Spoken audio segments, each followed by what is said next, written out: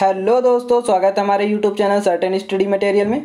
तो आज हम बात करेंगे मैकेनिक्स के थर्ड चैप्टर यानी मोमेंट यानी आघूर्ण के बारे में। ठीक है, आघूर्ण, इसे हिंदी में आघूर्ण कहते हैं।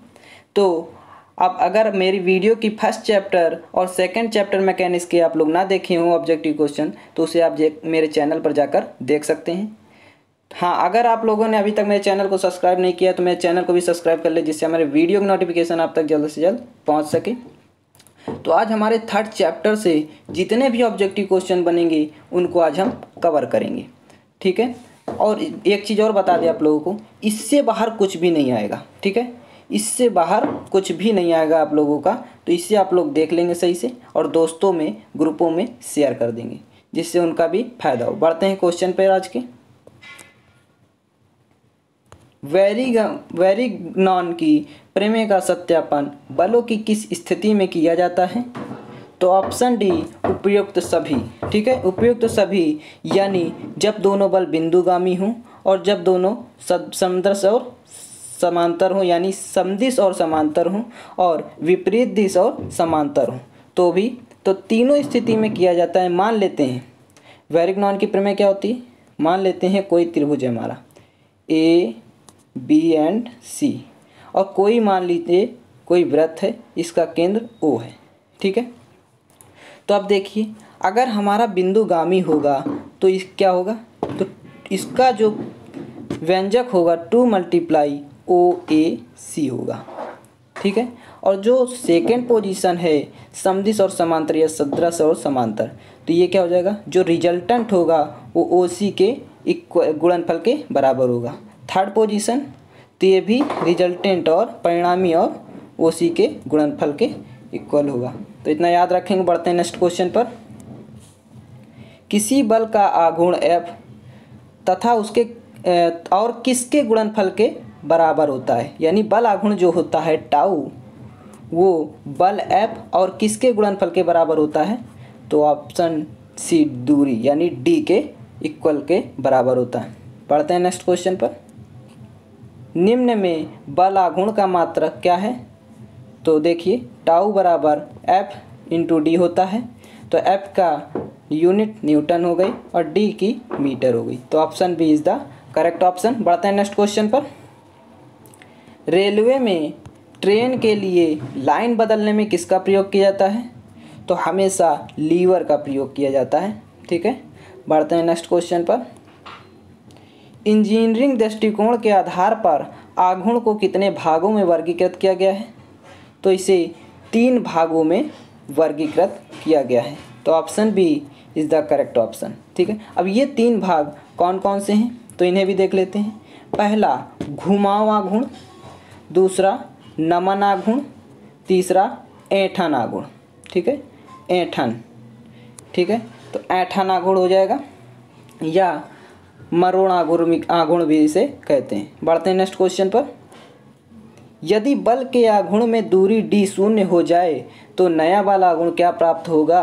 तो हमेशा 0 प्राप्त होगा। तो ऑलवेज इज 0। कैसे? टाउ बराबर F × D होता है, अगर D शून्य हो गया तो मल्टीप्लाई हो जाएगा, तो J बराबर या टाउ बराबर 0 हो जाएगा। ठीक है, बढ़ते हैं नेक्स्ट क्वेश्चन पर। यदि बल पिंड को घड़ी की सुई के दिशा में घुमाने की प्रवृत्ति रखता है तो आघूर्ण हमेशा दक्षिणावर्त होता है, तब बल आघूर्ण की स्थिति क्या होगी, पोजीशन क्या होगी? वो ऑलवेज निगेटिव होगी। ठीक है, तो ऋणात्मक। Option A is the correct option. बढ़ते हैं नेक्स्ट क्वेश्चन पर। 2 समतली बलों के उसके ही तल में स्थित किसी बिंदु पर आघूर्ण का बीजगणितीय योग उनके परिणामी का उसी बिंदु पर आघूर्ण के बराबर होता है, उसे क्या कहते हैं? तो उसे वेरिग्नॉन की प्रमेय कहते हैं, थ्योरम ऑफ वेरिग्नॉन। तो option B is the correct option. बढ़ते हैं नेक्स्ट क्वेश्चन पर। घुमाने की प्रवृत्ति के आधार पर कितने बल आघूर्ण होते हैं? तो ऑप्शन ए तो 2 बल आघूर्ण होते हैं। कौन कौन से बल आघूर्ण होते हैं तो इसे भी देख लेते हैं। एक होता है क्लॉकवाइज, दूसरा होता है एंटी क्लॉकवाइज। ठीक है, दक्षिणावर्त और वामावर्त। तो याद रखेंगे इतना, घुमाने की प्रवृत्ति के आधार पर पूछे तब 2 होते हैं। बढ़ते हैं नेक्स्ट क्वेश्चन पर। उत्तोलक कितने प्रकार के होते हैं? तो उत्तोलक 3 प्रकार के होते हैं, ठीक है। अब ये 3 उत्तोलक कहें या सरल लीवर दोनों एक ही होता है। तो ये 3 कौन कौन से प्रकार होते हैं?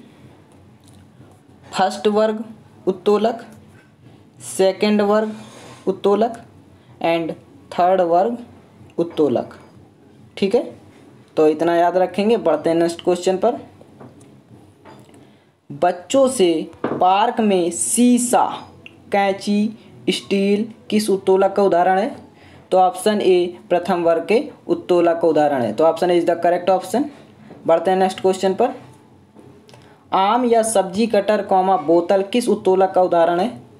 तो ऑप्शन बी द्वितीय वर्ग उत्तोलक का उदाहरण है। Next question. संतुलन के लिए या घूमने के संदर्भ में दक्षिणावर्त आघूर्ण किस आघूर्ण के बराबर होता है? तो सदैव वामावर्त आघूर्ण के बराबर होता है। जितने भी क्वेश्चन हम करा रहे हैं उसे आप लोग नोट कर लेंगे, ठीक है। बढ़ते हैं नेक्स्ट क्वेश्चन पर। रोटी पकाने का चिमटा किस उत्तोलक का उदाहरण है?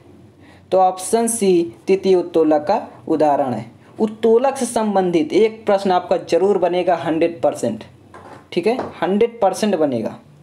तो इसलिए इसे आप लोग देख लेंगे सही से और रिवाइज कर लेंगे। बढ़ते हैं नेक्स्ट क्वेश्चन पर। किसी बोझ को उठाने व ढकेलने में किसका प्रयोग किया जाता है? तो लीवर का प्रयोग किया जाता है। आप लोग सोच रहे होंगे ठेले का, तो ठेला नहीं होगा, ठीक है। तो लीवर का प्रयोग हमेशा करते हैं। बढ़ते हैं नेक्स्ट क्वेश्चन पर। लीवर कितने प्रकार का होता है? तो ये 2 प्रकार का होता है। ये 2 प्रकार कौन कौन से हैं? ये 2 प्रकार देखते हैं। तो सरल लीवर और यौगिक लीवर, ठीक है, सरल लीवर और यौगिक लीवर। बढ़ते हैं नेक्स्ट क्वेश्चन पर। प्रयास तथा बोझ की आलम्ब, ये आलम्ब है, डंडा नहीं रहेगा, से दूरियां क्या कहलाती हैं? तो भुजाएं कहलाती हैं, यानी साइड्स कहलाती हैं। बढ़ते हैं नेक्स्ट क्वेश्चन पर। रेलवे लाइनों में केबिन के पास किसका प्रयोग सबसे अधिक होता है? तो जो बेल क्रैक लीवर होता है, यानी BCL, इसका आपको फुल फॉर्म भी पूछ सकता है। तो बढ़ते हैं नेक्स्ट क्वेश्चन पर। LSV का पूर्ण नाम क्या होता है? तो लीवर सुरक्षा वाल्व, यानी lever safety valve, lever safety valve होता है इसका पूरा नाम। बढ़ते हैं नेक्स्ट क्वेश्चन पर। अधिक लीवर प्राप्त करने के लिए किस लीवर का प्रयोग किया जाता है? तो ये यौगिक लीवर का प्रयोग किया जाता है। बढ़ते हैं नेक्स्ट क्वेश्चन पर। भाप बॉयलरों में किसका प्रयोग किया जाता है? तो LSV, जैसा कि अभी हमने बता चुका है, LSV का पूरा नाम लीवर सेफ्टी वाल्व, ठीक है। Next question. 6 किलो न्यूटन, यानी 6 किलो न्यूटन भार तक 50 सेंटीमीटर व्यास के रोलर को एक क्षैतिज बल F द्वारा एक 10 सेंटीमीटर ऊंचे अवरोध पर चढ़ाया गया है। तो क्षैतिज बल का मान ज्ञात करना है, ठीक है। तो इसे कैसे सॉल्व करेंगे? तो देखिए, जो हमारा व्यास दिया है, ठीक है, 50 सेंटीमीटर। तो यहाँ से हम एक पहले चित्र बना लेते हैं रफली। ये O है, ये A है और ये B है, ठीक है। सपोज अब देखिए, जो हमारा यहाँ से R निकलेगा तो वो OA के बराबर होगा, ठीक है, OA के बराबर। तो ये कितना निकलेगा हमारा? 25 सेंटीमीटर, ठीक है। ये आप लोग निकाल लेंगे। जो व्यास का आधा होता है वो त्रिज्या कहलाता है। तो अब देखिए, अब क्या करेंगे? OB जो होगा, OB ये कितना हो जाएगा? तो जो 25, यानी त्रिज्या को 25 माइनस 10 सेंटीमीटर दिया है ना ऊंची अवरोध, तो ये जो अवरोध है इसको घटा देंगे। तो हमारा कितना आ जाएगा? 15 सेंटीमीटर। अब इसको मीटर में जब कन्वर्ट करेंगे तो हमारा कितना आ जाएगा? 0.15 मीटर, ठीक है, यही आ जाएगा। तो अब हम देखिए, अब इसको कैसे करेंगे? इतना आ गया 0.15 मीटर। और अगर तीनों त्रिभुज के हम तीनों भुजाओं में देख लें तो त्रिभुज ओ ए बी में तो ए बी बराबर क्या हो जाएगा, तो ए बी बराबर जैसे हम लोग पाइथागोरस प्रमेय लगाते हैं तो ये हो जाएगा, ये क्या हो जाएगा, रूट 25 का स्क्वायर माइनस 15 का स्क्वायर।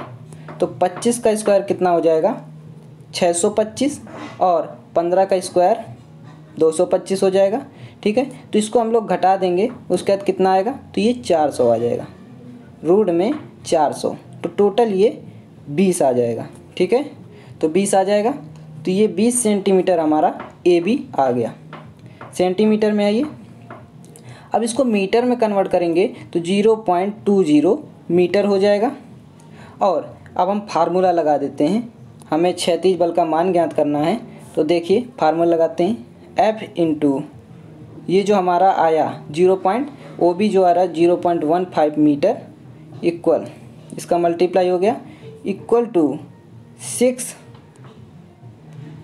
मल्टीप्लाई 0.20, क्योंकि 6 हमारा 6 न्यूटन किलो न्यूटन दिया हुआ है। ठीक है, अब इसको हम सॉल्व कर देंगे तो इसको सॉल्व करने पर कितना आ जाएगा हमारा, ये 6 2 जा 12 हो जाएगा, यानी 12 अपॉन में ये कितना हो जाएगा, ऊपर 2 0 बढ़ जाएंगे और नीचे कितना 15 हो जाएगा।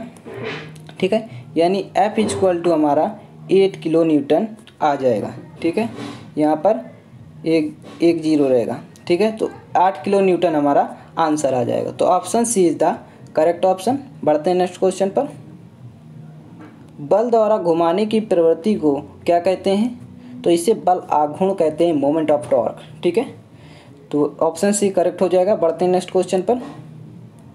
24 नंबर क्वेश्चन है, प्रयास भुजा तथा बोझ भुजा के अनुपात को क्या कहते हैं, तो इसे यांत्रिक लाभ, लीवर लाभ और लीवरेज तीनों कहते हैं, यानी ऑप्शन डी इज करेक्ट।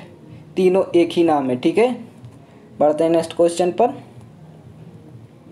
कोई बल अपनी क्रिया रेखा पर स्थित बिंदुओं पर किस गति को उत्पन्न करता है, तो ये सरल रेखी गति। ठीक है, यानी सिंपल लीनियर मोशन। तो simple linear motion is the correct option. बढ़ते हैं नेक्स्ट क्वेश्चन पर। यौगिक लीवर का सबसे अधिक प्रयोग किसमें किया जाता है, तो यांत्रिक लाभ में। नेक्स्ट क्वेश्चन, आज का हमारा लास्ट क्वेश्चन है, जिस बल के प्रभाव में वस्तु घुमाने की बजाय झुके या नमन हो तो उसे कौन सा आघूर्ण कहते हैं, उसे ऑलवेज नमन आघूर्ण कहते हैं। तो अगर आप लोग को ये वीडियो पसंद आई हो तो शेयर कर दें अपने दोस्तों और ग्रुपों में। Thanks for watching this video.